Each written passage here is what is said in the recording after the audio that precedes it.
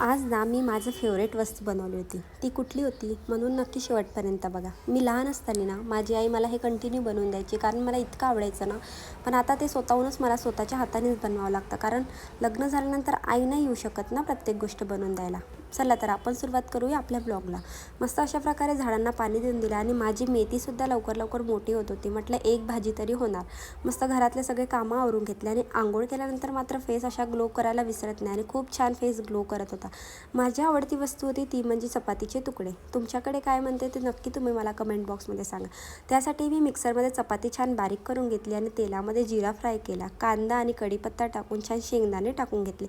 फक्त हळद टाकलेली होती, कारण मिरचीने तिखट होतं म्हणून मी तिखट नाही टाकत. आणि चपाती बारीक केली होती आणि थोडे पोहे भिजवून घातले आणि त्यामध्ये अशा प्रकारे टाकले. इतके छान आणि इतके टेस्टी दिसत होते. तसेच ते खूप छान टेस्टीसुद्धा झालेले होते.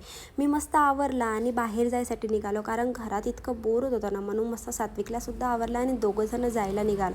कुठे गेलो नक्की शेवटपर्यंत बघा. आणि गेलो कुठे आम्ही ते पण फक्त ताईकडे, कारण खूप दिवसापासून ताईच्या बाळालासुद्धा भेटलं नव्हतं आणि ताईलासुद्धा भेटलेलं नव्हतं.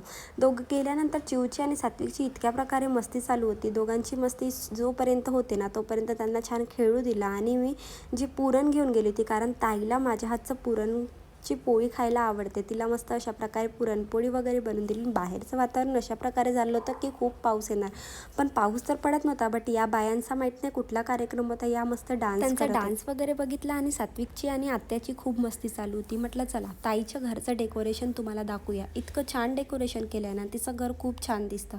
हॉल तर खूपच छान ठेवलेला आहे ताईने. तोपर्यंत सात्विकने ना अशा प्रकारे देवाची पूजा वगैरे करून घेतली. त्याचं कौतुक करावं की आश्चर्य करावं काही समजत नाही, कारण कोण शिकवतं हे काही समजत नाही. आत्याने आणि सात्विकने खूप छान फोटोज वगैरे काढले आणि माझी वेळ आली घरी जायची. घरी निघाल्यानंतर इतकं ट्रॅफिक लागलं ना, मला घरी येतपर्यंत खूप उशीर झालेला होता. आणि गणपती बाप्पांना बघून ना असं वाटलं लवकरच गणपती बाप्पा आता बसणार.